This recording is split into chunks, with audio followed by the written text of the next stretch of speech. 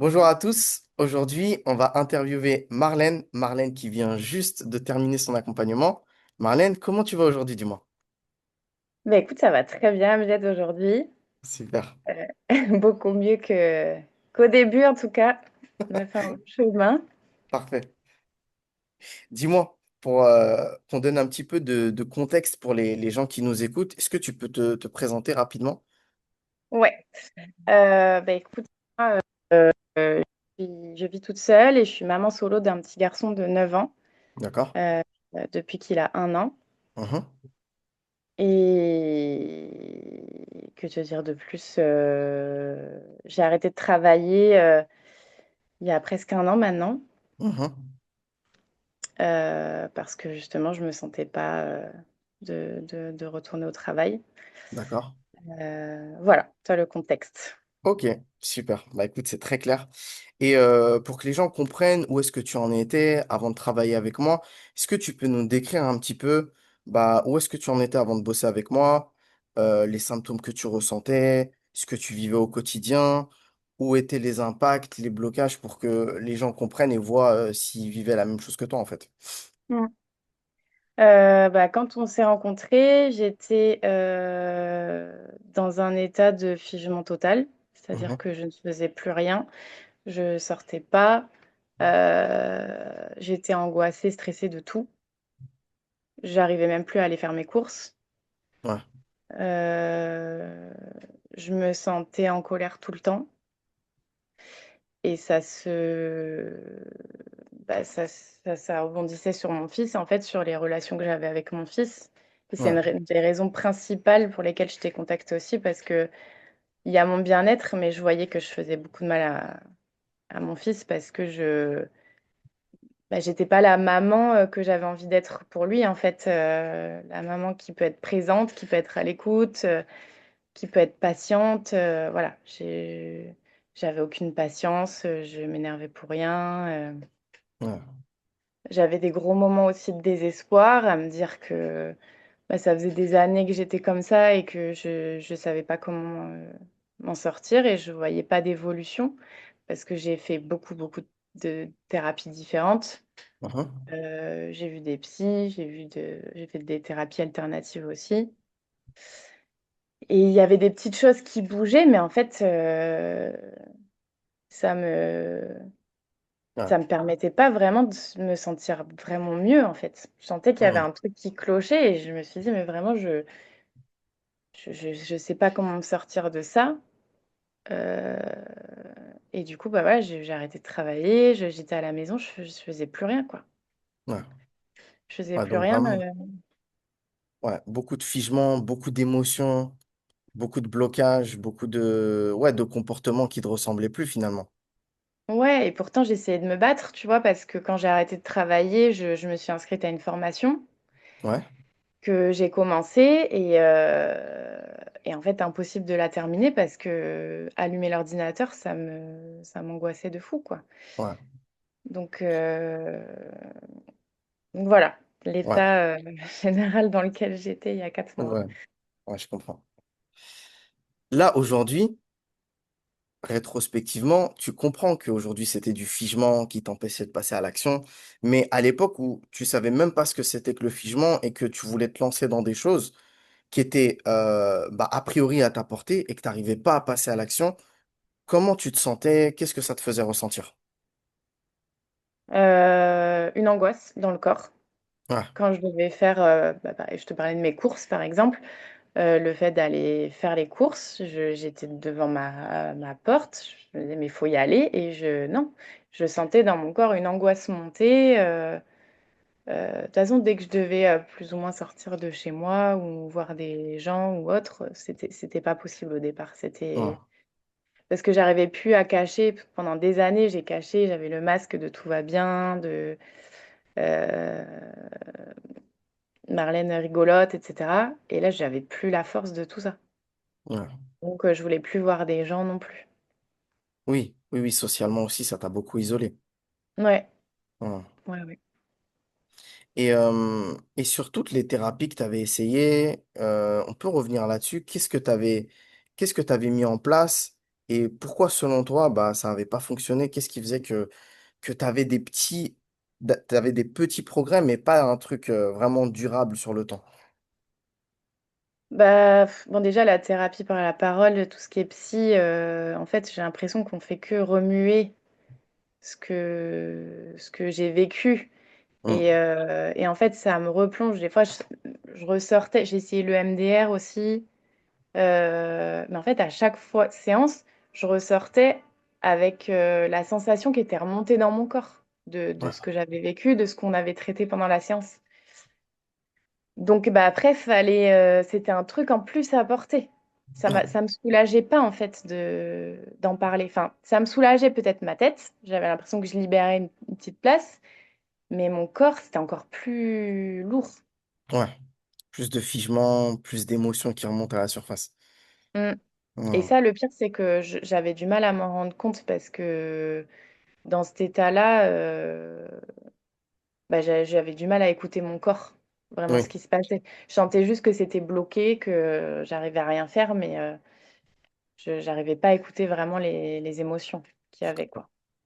Ouais, ça, c'est une grosse difficulté du figement, c'est que, bah, en fait, il y a les sensations qui sont un petit peu aseptisées, t'es un petit peu coupé du corps, et du coup, tu sais que tu vas mal, tu sais que t'en peux plus, mais c'est pas très clair ce qui se passe à l'intérieur du corps.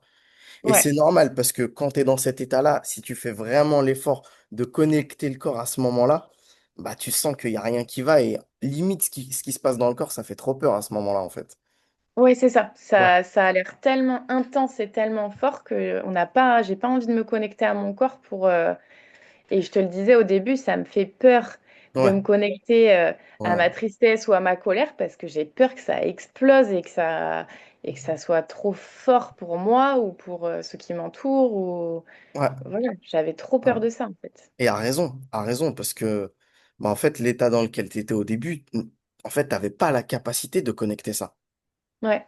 Et tant que t'as pas la capacité de connecter ça, ça reste latent dans le corps et c'est cette sensation d'être à deux doigts d'exploser tout le temps, mais t'es quand même figé et t'es dans le je dois, mais je peux pas et je suis dans des émotions difficiles, mais ça sort pas et en fait t'es bloqué de partout. Exactement, c'est C'est ça. comme une cocotte minute en fait. Ouais, c'est ça, comme un volcan, tu vois, prêt à exploser. Tu sens qu'il y a plein de trucs qui bouillonnent à l'intérieur que tu as envie de laisser sortir, mais en même temps, tu as peur parce que tu connais pas et tu sais pas ce qui se passe dans ton corps. Ouais, voilà, exactement. Mm. Et du coup, toi, dans ce contexte-là, qu'est-ce qui fait que tu me contactes? Qu'est-ce qui fait qu'on se rencontre? Qu'est-ce qui t'a encouragé à venir vers moi et plus tard à prendre l'accompagnement? Bah, ça faisait quelques temps, puisque je faisais mes recherches de mon côté, justement, pour trouver une nouvelle thérapie, quelque chose Ouais. de différent qui pouvait m'aider. Et donc, j'ai commencé à m'intéresser au système nerveux. Et là, ah, je me suis dit, c'est différent. C'est une approche différente. Voilà. Mais je comprenais pas tout, malgré mes recherches. Mhm. Et en fait, je suis tombée sur toi sur Instagram. Et, euh, et on a eu notre premier rendez-vous. Et en fait, ben, tu m'as tellement tout bien expliqué et ça a tellement résonné en moi euh, que je me suis dit, mais oui, c'est ça. En fait, il m'a compris, il sait ce dont j'ai besoin. Et ça, juste ça, c'était énorme. Ouais, Parce que voilà, je me suis sentie comprise et j'ai senti que c'était ça dont j'avais besoin, quoi. Voilà, ouais, l'approche que tu m'as décrite. Ça me parlait énormément à ce ouais. moment-là. Ça a été quoi pour toi la sensation de remettre du sens et de l'ordre dans ce que tu ressentais et de dire que, ah ouais, mais en fait, il y a une explication à ce que je vis et potentiellement un chemin possible. C'est quand tu as compris que ce que tu vivais était logique par rapport à ce que tu avais vécu par le passé, comment tu t'es senti? Bah, en fait, soulagée déjà, parce que jusque-là, je me disais que j'avais vécu des choses trop lourdes et que toute ma vie, je serais mal. Ouais, Et je ne savais pas comment m'en sortir. Et en fait, ça m'a donné une porte de sortie. ouais, Ça m'a donné une porte de sortie de tout ça. Euh, Et même si j'étais consciente que ça allait pas être facile, Parce que tu le dis au début, c'est pas magique et faut vraiment donner du sien. Mais de toute façon, moi, j'étais déterminée à... Je pouvais pas, quoi. J'étais au fond du trou. J'étais déterminée à aller mieux. De toute façon, j'avais pas le choix. Et, euh, et ça m'a donné cette porte de sortie et Mhm. cette compréhension de mon corps, déjà. Réapprendre à écouter mon corps, à savoir ce qui se passe à l'intérieur. Ça m'a... ça a tout changé. Ça a Ouais. tout changé. Et justement, quand on a commencé l'accompagnement ensemble, ça a été quoi pour toi les premiers résultats visibles? Ça a été quoi vraiment les premières choses que tu as ressenties et que tu t'es dit, ah ouais, là, je sens que ça commence et que je vais dans la bonne direction. Faut que j'arrive à me replonger dans. Ouais, c'est pas évident, hein, C'est pas évident. c'est pas évident la question, hein. Parce que ça Ouais. fait déjà 4 mois. Et moi, je m'en rappelle un petit peu. Je me rappelle un petit peu les premières semaines, mais on va voir si toi, tu t'en rappelles un peu. J'ai du mal à me rappeler. Ben, je sais que assez vite, puisqu'on a travaillé sur la sécurité, se sentir en sécurité dans son corps, C'est et ça. je sais que, ben, déjà, dans les exercices somatiques, j'ai trouvé rapidement un exercice qui me correspondait Ouais. et qui me faisait du bien. Mhm. Donc ça déjà, c'était encourageant. Et j'ai vu qu'il fonctionnait bien, que petit à petit, bah, je m'apaisais et que, bah, tiens, j'ai pas crié depuis 3 jours sur mon fils. Voilà. Euh, et un soulagement, en fait. Un Ouais. soulagement de voir que, bah, que les choses s'apaisent à l'intérieur. Et voilà. Génial. Et toi, comment tu décrirais la manière dont on a travaillé ensemble pendant ces 4 mois? C'est quoi qui t'a le plus aidé? C'est quoi qui t'a plu et qui a fait que tu as pu avoir des résultats aujourd'hui? Alors, ce qui m'a plu déjà, c'était ta disponibilité. Mhm. Parce qu'en fait, en dehors des coachings, bah, tu es toujours là. Si jamais on se sent pas bien, même il y a eu des fois où tu m'as répondu tard le soir. Euh, Ça, faut pas le dire, ça. Ça, faut Ah, pas le dire. Non, je rigole, t'inquiète pas. à 19h, c'est fini. Non, non, non, je rigole, je rigole. Non, mais bon, de toute façon, faut pas abuser, hein. De Ouais, toute ouais, façon, c'est ça. ça reste ton travail, donc voilà. Mais Mhm. euh, si on écrit à 10h du matin un jeudi, par exemple, Voilà, eh ben, c'est ça. eh ben, tu vas être là pour répondre et non, Mhm. t'es dispo, voilà, en dehors des coachings. Et Ouais. surtout, le plus important, et ça, je te l'ai dit plusieurs fois, c'est que toi aussi, tu as vécu beaucoup de choses et que ça se sent. En fait, on sait, on voit et on ressent que tu sais de quoi tu parles. Et à chaque fois, à chaque coaching où j'arrivais avec ma problématique, bah, tiens, il s'est passé ça cette semaine, je comprends rien, je sais pas ce qui se passe dans mon corps, et ben, tu avais les mots justes. Et en sortant du coaching, j'avais compris ce qui se passait en moi. Je savais ce que je devais faire pour que ça passe. Et effectivement, ça passait dans les jours d'après. Donc en fait, tu as toujours été d'une justesse et d'une... En fait, tu comprends, puisque tu as vécu, donc tu comprends les choses, tu sais Mhm. comment ça fonctionne, tu connais ton sujet, quoi. Ouais.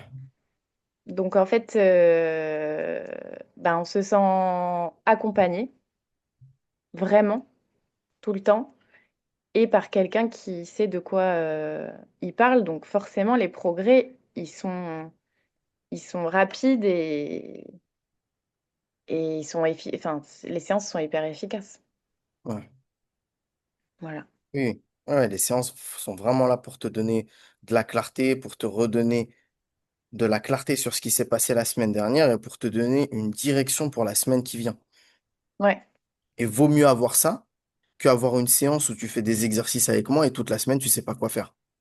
Bah exactement. Tu Là, vois? on a exactement, ouais, on a une direction, on sait sur quoi se lancer pour la semaine, ouais. Tu vois? Moi, j'ai beaucoup de gens qui viennent me voir et qui me disent, oui, Amjed, il faut combien de séances? Il faut combien de si... Mais c'est pas une question de séance, c'est une question de la justesse du travail que tu vas faire par rapport à ta situation et par rapport à ton système nerveux. Et les Ouais, gens sont toujours à la recherche du bon thérapeute, de la séance magique qui va tout changer. Mais tu vois, toi, tu as fait des progrès, tu peux en témoigner. C'est pas ça qui fait la différence. Ce qui fait la différence, c'est d'avoir un plan pour la semaine qui est adapté à ton corps, ton niveau de fatigue, ton niveau de disponibilité et de savoir comment tu vas faire pour faire quelques pas supplémentaires vers la régulation. C'est ça qui est important. C'est pas d'avoir quelqu'un à ta disposition qui va te faire faire des exercices, tu vois. Ouais, puis d'ailleurs, il y avait des semaines où bah, je vivais des choses très intenses et où tu me disais, bah là, cette semaine, c'est du repos et voilà, il n'y a pas forcément de choses à faire. On laisse l'émotion traverser, on laisse les choses passer.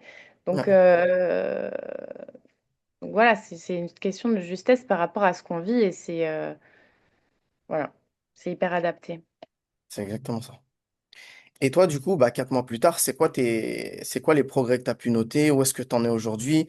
Déjà d'un point de vue figement, d'un point de vue émotionnel, relationnel, comment tu te sens aujourd'hui? La Marlène d'aujourd'hui, elle ressemble à quoi? Bah, plus rien à voir avec la Marlène d'avant. Ouais, Je suis totalement sortie de cette période très sombre dans laquelle j'étais. Émotionnellement, bah, il y a des choses en process encore et je pense que ça va durer un moment parce qu'il y a, bah, comme j'ai retrouvé cette sécurité, bah, il y a des choses qui peuvent monter. En fait, j'ai plus peur des émotions qui ouais, arrivent. ouais, Voilà. Donc, par exemple, là, je vais me lever, je sais pas, je vais avoir de la tristesse d'un coup qui me monte. Eh ben, j'ai plus peur. Du coup, je la laisse sortir. Ben, je pleure pendant un quart d'heure et puis ça y est, c'est passé. Je me sens mieux en fait. ouais. Socialement, ben, je revois mes amis. Ce week-end, j'étais un week-end avec des copains du foot de mon fils. Ça s'est bien passé. Je vais faire mes courses. Voilà. Il y a peut-être des petites fois où j'ai des angoisses, mais ça passe très vite grâce aux outils aussi que tu m'as donnés.